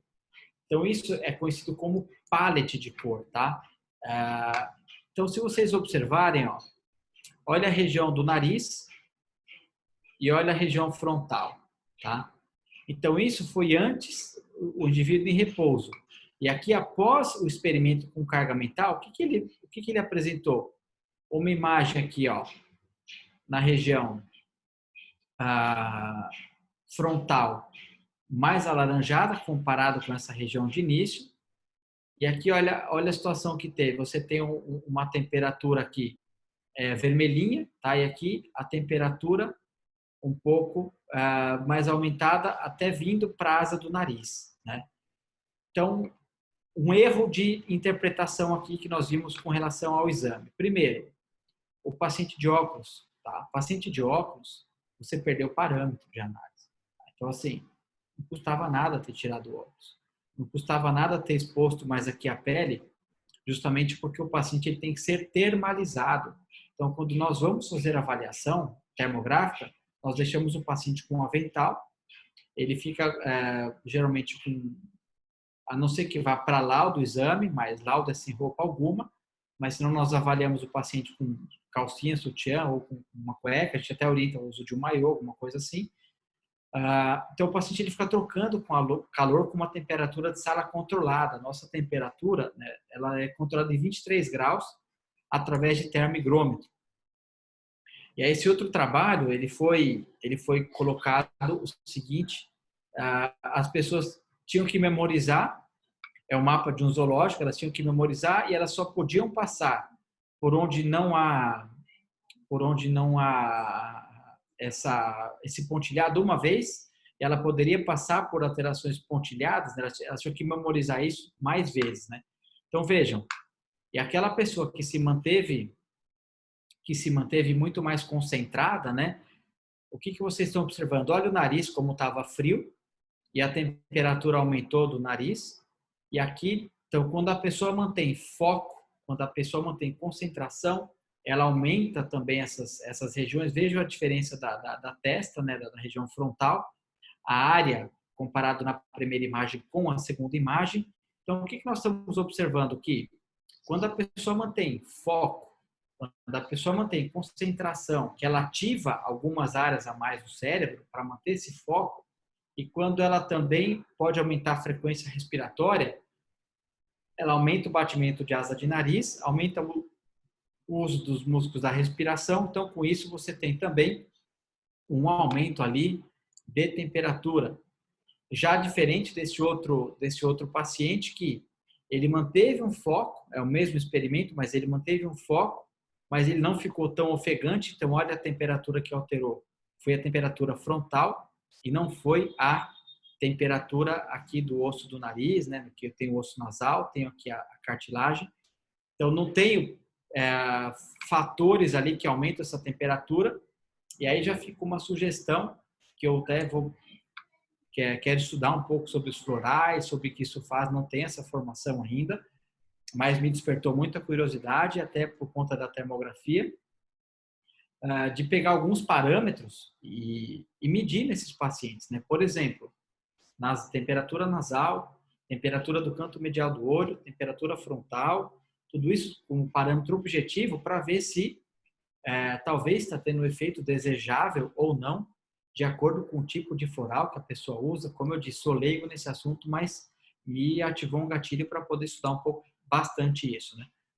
Aqui foi um outro trabalho também feito por pacientes que, é engraçado quando, né, você tem alguma pessoa bocejando do seu lado com sono, é involuntário, você já começa a olhar, você já começa a despertar também o bocejo. Então, o que viram nessa pesquisa, né? Que também justamente por ser um ato involuntário, você tem ali alterações também emocionais, ativação da formação reticular, com isso do hipotálamo junto, sistema límbico muito associado. Então vejo que a temperatura ela já não aumenta tanto, tá? A temperatura ela baixa um pouco. Olha a região desse paciente que foi submetido a essa pesquisa, a temperatura aqui também baixou um pouco. E aí nós temos outros experimentos, né? Olha, esse foi muito interessante. Aqui também, né, a gente hoje, nós temos câmeras bem melhor, com uma resolução melhor, com uma maior sensibilidade para fazer essas avaliações. Vejam que colocaram o paciente com aracnofobia, né? Então, eles colocavam o paciente aqui no computador e iam passando imagens, né, com relação a espécie, tipos de aranha, etc, tal. Então, se vocês observarem, olha a extremidade dele, como ficou, né? E comparado um lado com o outro. Então, pensando, né, no literal que nós conhecemos, né, é que assim, quando a pessoa ela tem medo, nós temos vasoconstrição da periferia, nós temos ativação de frequência cardíaca, uma ativação adrenérgica importante. Então, nosso primeiro ponto é fuga, né? E muitas vezes não é enfrentamento para os pacientes que têm essa fobia. Então, vejam que a resposta térmica foi ao contrário aqui, né? Nós tivemos uma dilatação aqui, um fluxo sanguíneo mais aumentado aqui na periferia. Não sei se foi porque o bicho não estava ali também, então, né, pelo computador, isso tudo abre pontos para discussão. E vejam que a região nasal, a mesma coisa, a gente teve aumento de temperatura. E aí pegaram outros pacientes e fizeram as fobias também, mas eram pacientes com ansiedade, não eram pacientes eles não tinham fobia de aranha, né? Então, o que fizeram nessa pesquisa, né? Monitoraram extremidade e monitoraram também frontal e nasal. Então, são os pontos principais, né? Então, sugerindo aqui, provavelmente, até por conta dos estudos que vieram evoluindo com a termografia, né? Nós não temos estudos muito recentes com relação a essa parte, essa neurotermografia. Tem alguma coisa assim, principalmente na ergonomia, tá? Tem alguns trabalhos mostrando já as elevações aí, ou estresse de carga mental, mas vejo que as pessoas que não tinham fobia, olha que interessante, elas eram ansiosas, né? Então, já aumentava também a frequência cardíaca, aumentava a frequência respiratória, então que aumentou também a temperatura, tanto na região frontal, quanto no nariz também, em extremidade, né? E aí eu coloquei umas outras imagens para a gente poder abrir um pouco a discussão, que foi com relação à entrevista de trabalho. Então aqui, ó, relacionado com tudo que existe, por exemplo, perda familiar, você não atingir meta, você pode alterar a sua temperatura ou não, estar diretamente relacionado com emoção, ou seja, alegria, tristeza, raiva, medo. Então, é o que nós colocamos no início da nossa discussão. Esse momento que nós estamos vivendo hoje, né? Então, ele é um momento assim, de muita tristeza, né? Ele é um momento talvez de muita raiva também, né? E as pessoas, assim, com muito medo. Então, eu não vou sair na rua porque o Covid vai me pegar. Então, é isso que as pessoas estão vivendo hoje, né? Todo esse clima que foi gerado, que foi criado, né? Então, é emoção, é um grupo complexo, não é fácil a gente poder interpretar isso, né? Então, você tem fatores objetivos e muitos fatores também que são fatores ali subjetivos de interpretação. E aí você tem, né, isso tudo relacionado com termografia e emoção. Primeiro, inteligência emocional. Segundo, contágio emocional. Terceiro, empatia. E como que nós podemos chegar próximo a medir essas emoções, né? Então, inteligência emocional. Eu percebo alguma coisa, eu gerencio a minha informação e eu vou compreender o significado. O que seria isso? Olha, eu recebi uma promoção no meu trabalho. Então, eu recebendo essa promoção no meu trabalho, eu vou gerenciar eu vou absorver aquela informação, eu vou ver os pontos que eu tenho de falha, os pontos que eu tenho de benefício e vou me direcionar para tal atividade.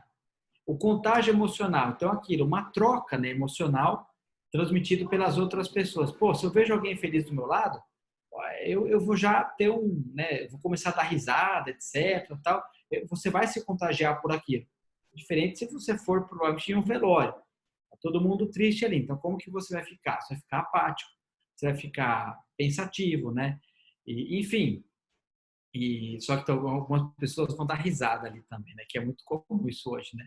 Então, você tem a empatia, então a combinação desse contágio, dessa inteligência emocional, Então, ali eu vou, né, como uma boia, para onde me direcionar, eu vou sendo guiado e ali eu vou medir, né? Como eu vou medir essas emoções? Então, você tem eletroneuromiografia, você tem respostas com correntes galvânicas na pele, frequência respiratória e também com expressões. Tem muito estudo já dizendo sobre expressão facial. E aí nós temos, com relação à termografia, tudo que for emoção positiva, nós temos um aumento de temperatura, ou seja, uma hiperradiação, e tudo quanto eu tenho uma emoção negativa, eu tenho uma hiporradiação, ou seja, uma diminuição de temperatura. Então, aqui estão as cores, né? O vermelhinho com aumento de temperatura e o azulzinho com a diminuição de temperatura. Então, aqui, né, só mostrando o mapa, assim, para a gente ver as expressões faciais.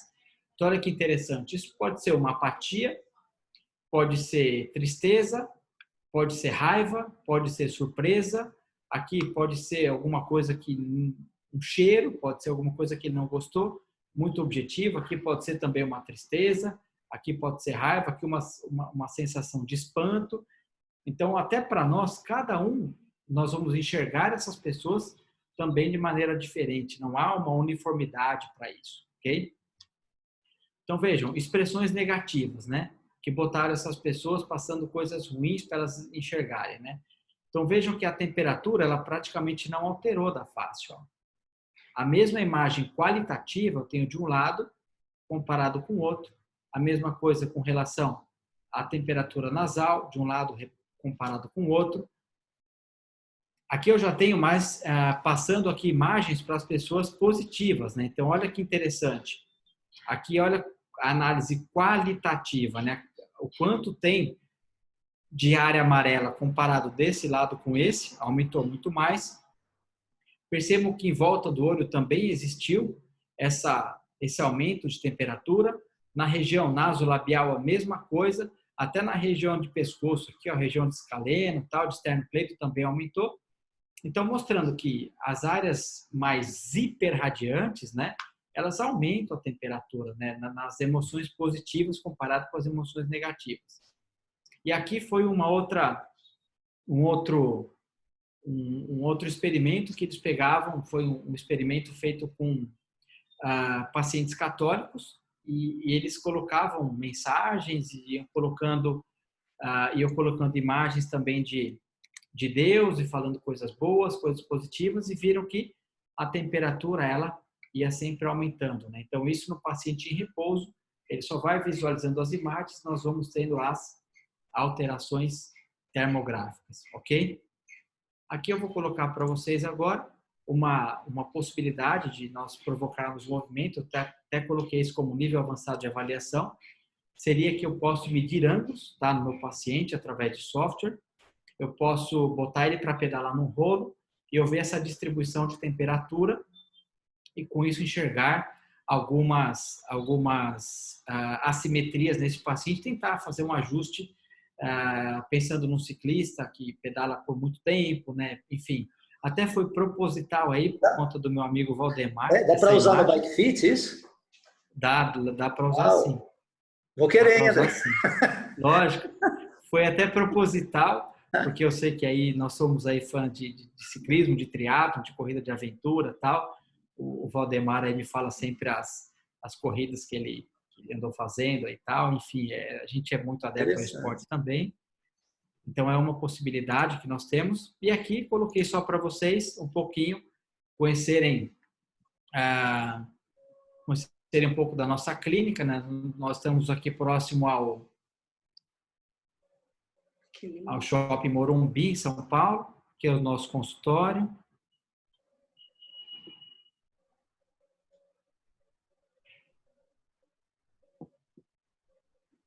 Enquanto está mostrando, André, deixa eu só também aproveitar. E é linda a clínica, hein?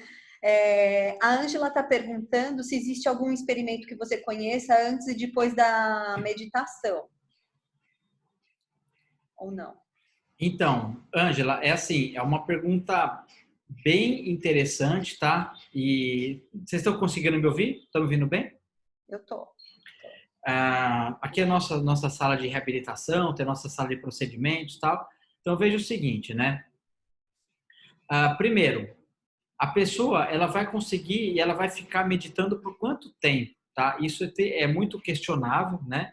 Mas, assim, se ela, mesma coisa, está meditando, fazer vibrações positivas, né? Nós já fizemos em alguns pacientes e nós temos um aumento de temperatura, ok?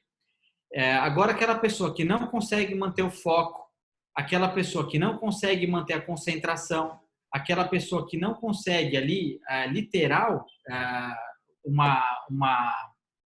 fica até, pode desencadear até um pouquinho de ansiedade, a temperatura baixa, tá? A temperatura vai baixar um pouco, ok? Essa é o nosso instituto aqui. E para a gente abrir aí um pouco das perguntas, né? Até queria ver as considerações que vocês gostariam de fazer. Então aí está o nosso canal aí de YouTube. Nós temos alguns vídeos falando, nosso canal no Instagram também. E aí, Thalita, eu vou fazer o seguinte, eu vou colocar até aqui no bate-papo, tá? Eu vou colocar um link para vocês. Acabei de colocar um link. Então, quem tiver interesse nessa aula, é só entrar nesse link aí, vocês já vão ser direcionados para a aula e tá um PDF lá para vocês, tá bom? Então, a gente manda o material aí, não tem problema nenhum, tá? Quem quiser baixar. Então, pessoal, acho que quem quiser baixar a aula está disponível ali para vocês, não tem problema nenhum, né? Bom, eu espero que tenha aproveitado um pouquinho mais do que eu tinha nós tínhamos programado 1h30, tentei fazer um limite para nós, mas tem muito segredo com relação à termografia, né? Vamos lá, se alguém quiser colocar a discussão, a gente está aí para poder debater um pouquinho. Isso, porque vocês viram que nós temos parâmetros, gente, bem físicos para a questão da pesquisa, né? Tudo bem que a nossa parte do mental, do emocional, ela é tão sutil, ela abrange um campo assim que é bem difícil de mensurar, né? Difícil de mensurar a energia propriamente dita do corpo emocional, do corpo mental. Porém, a atuação dele, quando a gente está pensando, essa energia eletromagnética no nosso corpo mental, que vai passar pelos neurônios e eles sim vão fazer uma atividade física. Tanto é que a gente fala assim que pela força do pensamento a gente pode mover matéria? Pode. Do que eu estou falando? Quando você pensa muito, acabou de mostrar nesses estudos do André, se houve um aumento de temperatura por pensamento, quer dizer que você teve uma modificação de um maior fluxo de sangue para aquela região, ou seja, você mudou, você teve uma alteração, um transporte de matéria. Então, pensamento transporta matéria, se a gente for pensar assim. Ou seja, é uma brincadeira, mas tem um fundinho sim. A parte sutil, ela vai sempre acarretar, quando nós estamos encarnados, em uma alteração física. Por isso que aparece na termografia. Inclusive, aquilo que o André falou sobre por 3 meses o aparecimento de câncer de mama antes, que pode ser detectado 3 meses ou 3 anos? 3 anos? 3 anos. Então, 3 anos. Quando eu comento na aula de fisiologia bioenergética, né, um padrão, porque aqui, André, o pessoal mais ou menos dessa linha, acredita muito na lei de causa e efeito, ou seja, as doenças seriam um efeito de algum distúrbio com relação a pensamentos negativos, emoções negativas, intenções, atos, né? Então, seria o resultado disso. E eu comento na minha aula que a primeira parte do nosso ser a adoecer, assim, para aparecer como doença, seria o corpo etérico. Então, muito provavelmente, essa imagem já está sendo e o corpo etérico é o quê? Movimento de energia sutil, de energia vital. Então, já está essa doença aparecendo no corpo etérico, ainda não passou para o nível físico, para as células. Então, provavelmente, a termografia já está pegando isso. É muito legal isso. Pensar, sabe, com essa visão, eu estou falando assim, mais aberta, mais bioenergética. Lógico, e porque assim, né, Valdemar, nada vai acontecendo por acaso, né? Então, assim, se você sofre, né, por exemplo, ansiedade, preocupação, extrema agitação, aquela pessoa que somatiza tudo, ela vai sendo predisposta ao aparecimento de N tipo de lesões. E aí, você tem uma ferramenta que você pode, primeiro, aquele paciente que fala, olha, ninguém acredita na minha dor. E quando nós fazemos o térmico, a gente vê, sim, uma alteração, uma estrutura alterada, entendeu? Então, eu costumo dizer para os pacientes que, assim, ele é o GPS da dor. E ele guia muito hoje a minha conduta. A minha conduta de agulhamento, ondas de choque, terapia neural, enfim, o próprio movimento, tudo isso, ele guia muito ali para nós, né? Então, a gente tem pontos que eu acho que assim, precisa de muito estudo ainda para termografia, tá? Você falar de termografia hoje, né? Até essa alteração, esses trabalhos psicossomáticos, né? Neurotermografia, é um desafio até para nós, porque hoje nós estamos habituados a enxergar doenças assim, olha, apareceu a cervicalgia, apareceu a tendinite, apareceu... Então, só que hoje nós estamos mudando um pouco essa linha. Eu coloco isso muito pela própria acupuntura, tá? Eu coloco isso pela própria acupuntura. Então, de eu enxergar o que está acontecendo antes do problema aparecer. É literalmente naquelas síndromes energéticas que nós temos os melhores resultados com relação à acupuntura. Porque, como eu tinha falado, né, na aula eu comento que primeiro a gente adoece o corpo etérico, para depois, que é uma cópia do corpo físico, esse padrão continuar atuando na pessoa e aí passar. Ou seja, a termografia consegue captar quando já é uma doença no corpo físico, mas quando vamos dizer assim, a medicina materialista iria falar que seria apenas um estafa, sabe, uma ansiedade, Sim, sim. mas já seria fácil para quem tem a visão de padrões, ou seja, se vai ser medo, se vai ser raiva, se vai ser... Qual é o desequilíbrio, qual é o padrão que está afetando essa pessoa. Eu queria só, como a gente comentou muito de dor, né? Comentar um pouco um pouco mais bioenergética de dor. Porque já que a termografia pega não só a dor física, ou seja, você fala essa quantitativa, né? Primeiro, vamos ver, a gente pode dividir a dor em dor física e dor psíquica. O que seria a física? Aquele é o mais convencional, mais comum que a gente vê. Como que ocorre a dor normal? Dor normal, eu estou dando um exemplo assim, um espinho que entrou no nosso dedo, né?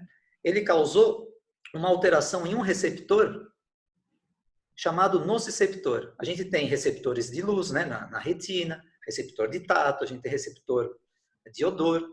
E o de dor, quando ele foi estimulado, ele vai promover estímulos elétricos. Estímulo elétrico é dor? Não. São estímulos elétricos que vão ser direcionados para o nosso sistema nervoso central, como o André comentou, e lá ele será avaliado.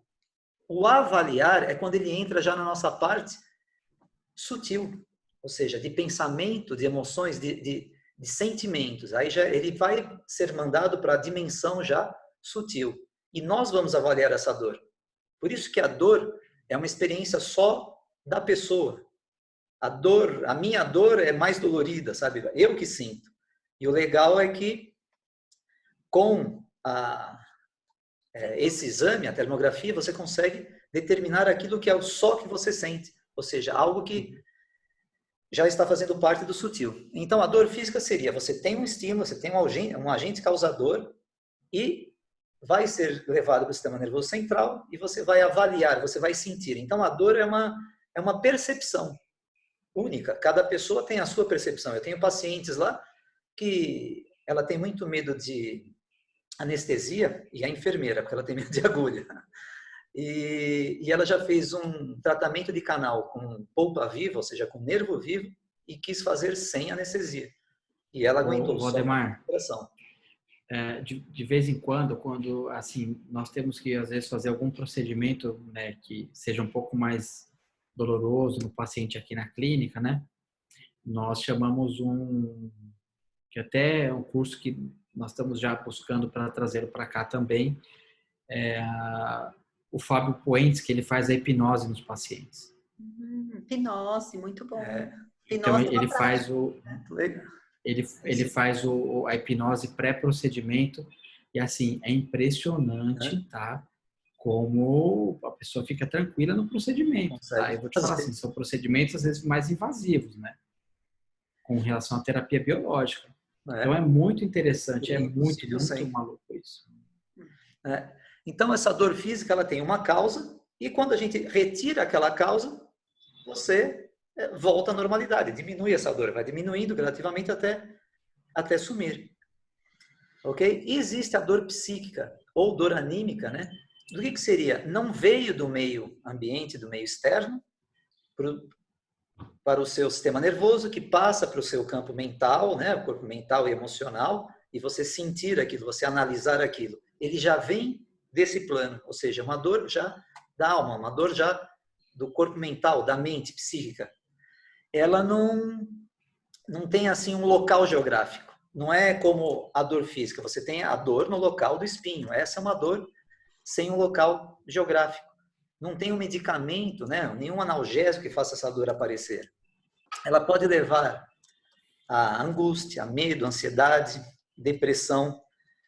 Também, quando se tem essa dor, por ela não ter uma origem física, essa origem ela é sutil, não tem como fazer um exame complementar. Ou seja, exame de laboratório, de imagem estrutural, né, como comentou o André, neurofisiológico, para confirmar o diagnóstico. Ela já vem pronta, vamos dizer assim, a informação de dor já chega pronta no nosso sistema nervoso central. E você sente sem o estímulo físico. E aí, qual é o caminho? Como com a visão bioenergética seria o caminho dessa dor psíquica, ou dor anímica, né? Ela primeiro desequilibra o corpo etérico. Os sintomas, né? Que aí não teria um sinal, não teria algo no físico, seria no corpo etérico. Seria uma dor no peito, tontura, desmaios, sensação de engasgar, aquela bola na garganta, náuseas, dormência, formigamento, sensação de falta de ar, suor, calafrio. Isso seria já uma atuação muito grande dessa dor no corpo etérico, alterando todo o seu fluxo de energia vital, né? E continuando, aumentando esse estímulo por mais tempo, ele vai passar já para o corpo físico. Aí nós teríamos já alguns sinais, né? O bruxismo, né? Que é o briquismo, nome mais técnico, taquicardia, que é aumento da frequência cardíaca, obesidade, pode ter anorexia, bulimia, até alguns tipos de diabetes.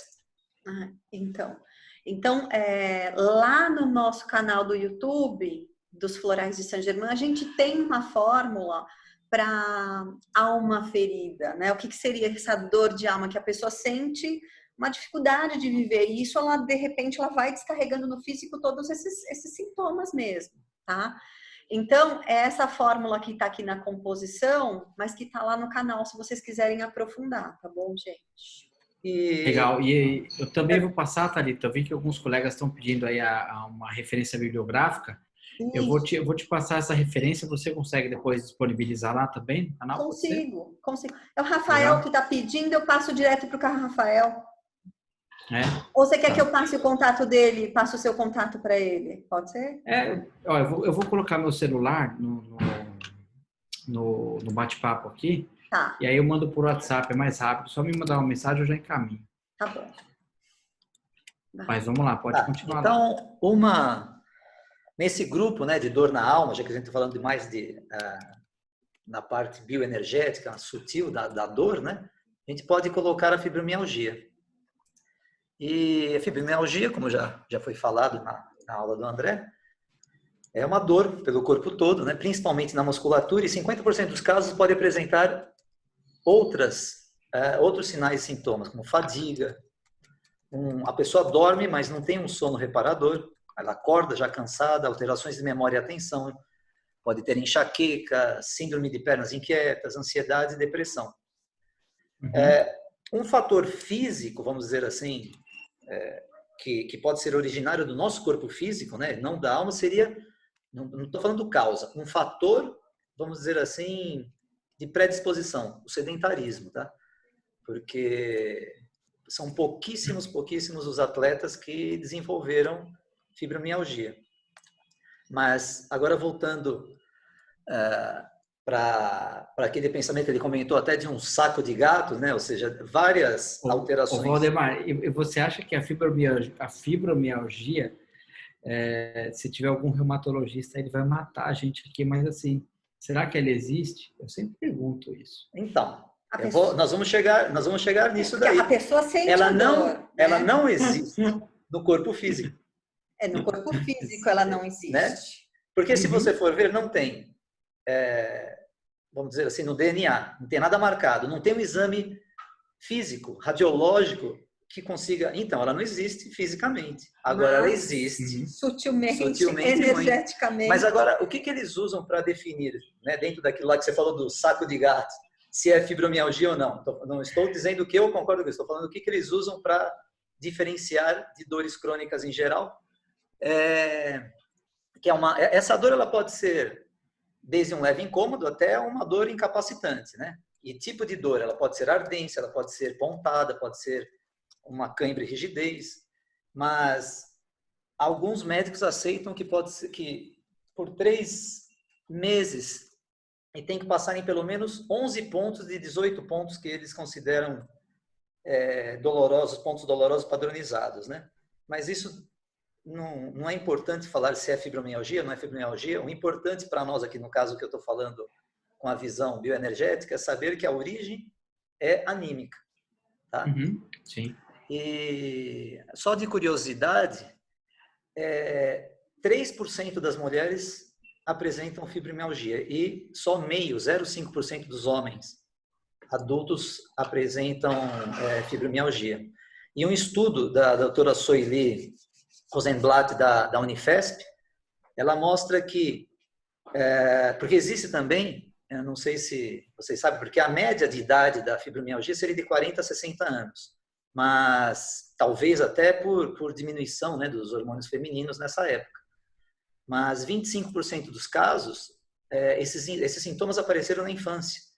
Então, tem uma fibromialgia juvenil ou infantil, e só de curiosidade, como pode ser algo de... Como não tem um fator, não tem nada na genética mesmo, no DNA, mas 71% das crianças que têm fibromialgia juvenil tinham mães com fibromialgia.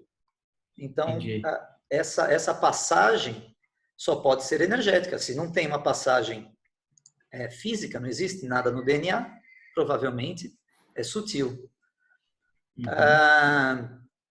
Como o André já comentou também, né, que o tratamento seria com antidepressivo, os tricíclicos, em doses baixas. Mas qual que seria o problema do ponto de vista bioenergético, assim, mais espiritual? Quando a gente toma um antidepressivo, a gente faz vamos dizer assim, uma diminuição do recebimento de informações da nossa alma, né?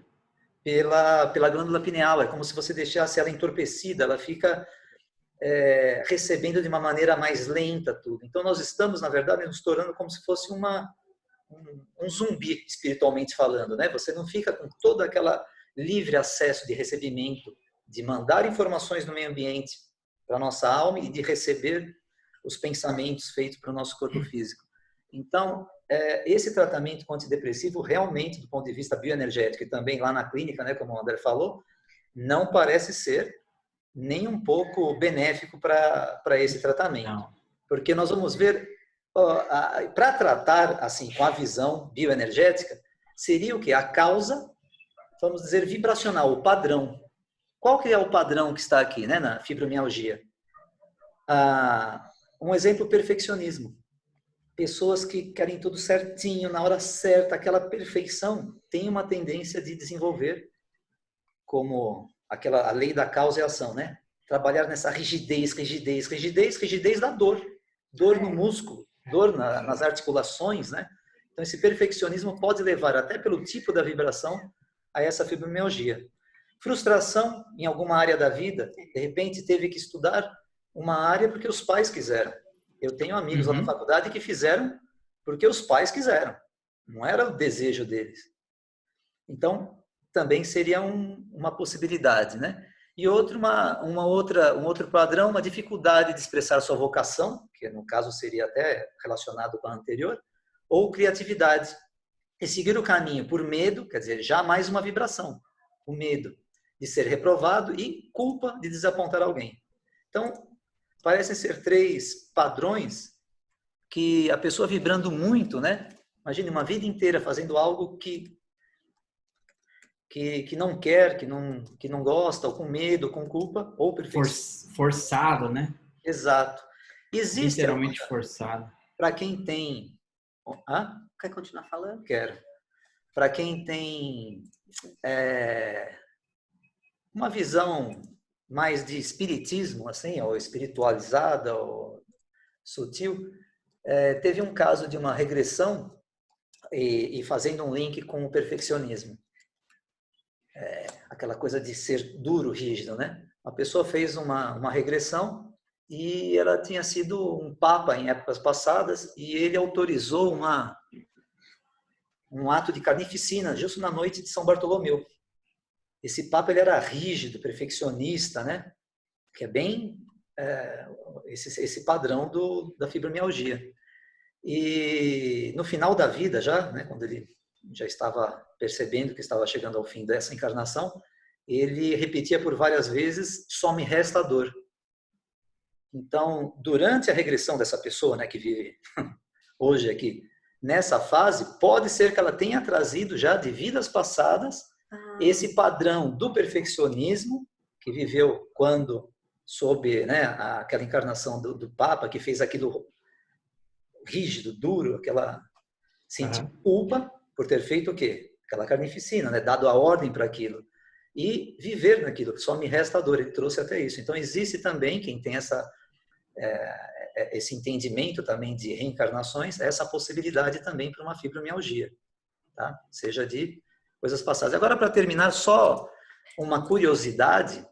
Você quer falar? Não, fala do padrão, é verdade, está relacionado ao padrão. Mas eu não sei voltar agora. Ai, meu Deus. Deixa padrão. Não, porque para fibromialgia, gente, a gente tem um vídeo também lá no canal dos Florais de Saint-Germain. Mas o que eu percebo de muitas pessoas que eu tratei, a fibromialgia, ela tem uma frustração muito grande em alguma área da vida. Algo que ela desejava, queria conquistar e não condizia com a vida real dela, entendeu? Então essa dor, ela chega a esse manto que o André mostrou, para mim, é esse peso que ela carrega, né? Então, o desenho nosso fantástico. Quando eu vi aquele desenho, parece que bateu na... É literalmente o que ela carrega. E ela carrega essa dor, essa frustração que dói fisicamente, tá? Então, a composição para fibromialgia tem uma composição floral. E a gente tem, basicamente, para dor, tem uma essência floral que é o píper. E o píper, ele é para rigidez. As pessoas que estão ficando rígidas, inclusive com artrite, artrose, a dor, né? É essa essência, tá? Então, até um dia a gente pode fazer uma pesquisa, viu, André? A gente tem. Não, foi muito interessante, porque, assim, justamente quando a gente abre as discussões, né, e parece mesmo que ela está literalmente carregando alguma coisa ali, né? Parece que tem um fardo ali, né, inteiro, fardo, né? Literalmente, e olha que, o Valdemar, nós acompanhamos uma atleta, né, que nós estamos tentando botar essa moça na Olimpíada. Então, ela veio assim por uma dor, tá? Uma dor no pé, enfim, tem um problema físico, mas assim, ela fez na vida dela 2 resultados expressivos, depois ela ficou ali, né, no segundo grupo, e aí agora nós estamos, mas ela assim, essa moça, o que ela carregou na vida dela inteira, né? Então eu imagino que a carga mental dela é elevada para ela treinar, para ela trabalhar, para ela cuidar, né? Os pais viam ela como o pai e a mãe da casa, como se fosse essa menina com 18 anos, assim, segurando uma barra grande do irmão. Eu vejo o seguinte, que cabeça que ela tinha para treinar, para correr atrás do resultado dela, para correr atrás com essa carga toda envolvida. Eu falei, esquece, o teu nível de lesão é esse daí para pior. E aí, quanto você não... E aí nós estamos estruturando isso para ela, e agora, por incrível que pareça, as dores estão sumindo, né? Parece coincidência, mas as dores estão sumindo todas. Resultados já estão começando a aparecer de novo.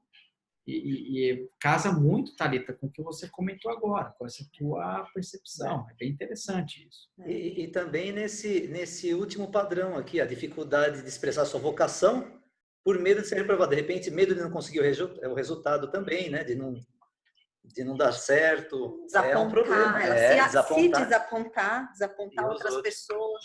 Não, o padrão é Agora, você não está muito assustado, não, né, André? Com isso, falando da parte mais Não, espiritual, apesar que você é lógico área que não. de acupuntura, então é aberto a isso.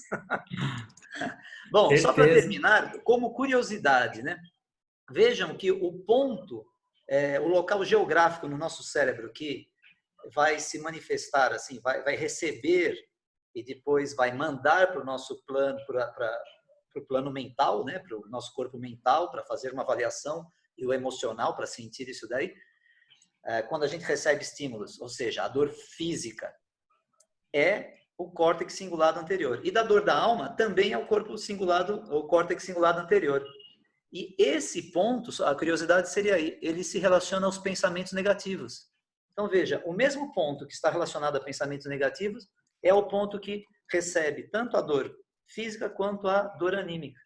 Então, ele trabalhando de forma errada, ele pode muito bem, o pensamento negativo já, no próprio local, já induzir essa dor, principalmente anímica, né, que não tem razão nenhuma.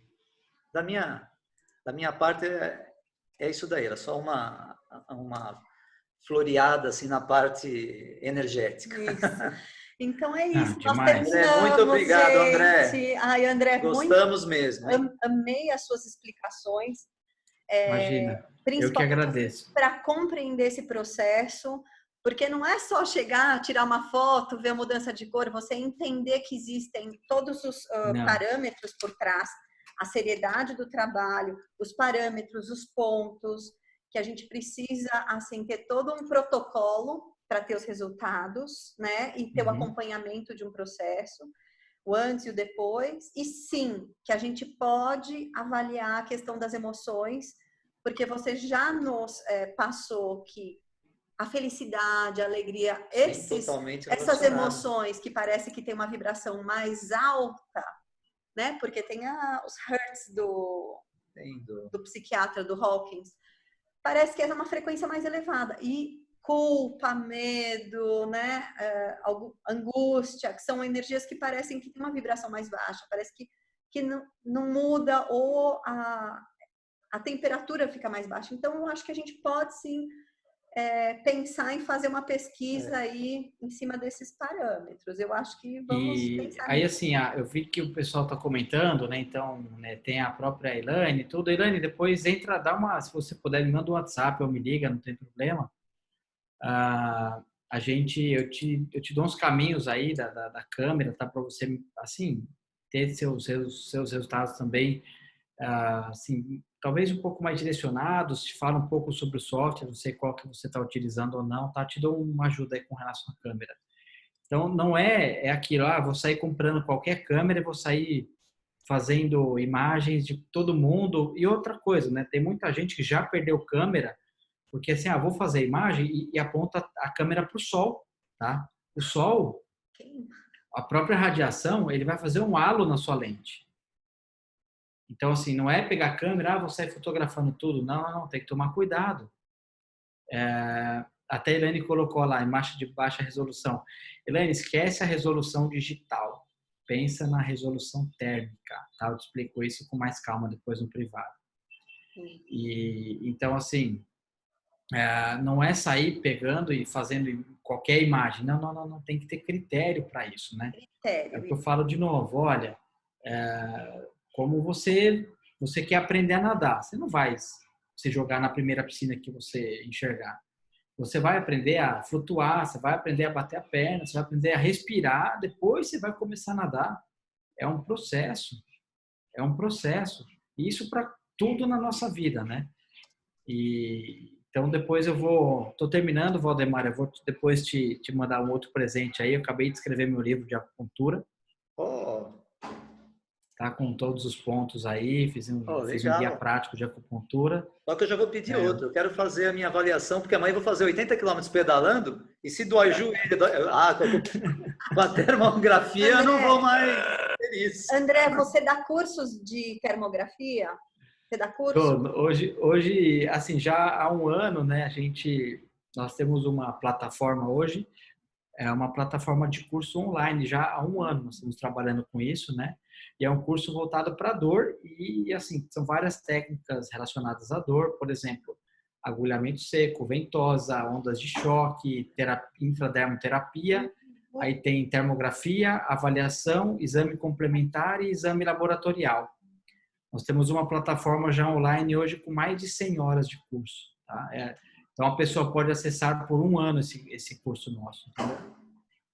E, inclusive, tem os módulos lá, e aí nós botamos como parte do curso, a pessoa pode vir aqui na nossa clínica para ela fazer a parte prática. Então, se ela tiver dúvida, ela vem aqui na clínica e a gente vai ensiná-la na prática também. São 16 horas de parte prática que nós colocamos. Isso nós já estamos hoje com quase 60 alunos na nossa formação aí também. Parabéns. Muito Valeu, obrigada. obrigado. Olá, gente. Eu que agradeço. Quase 2 horas.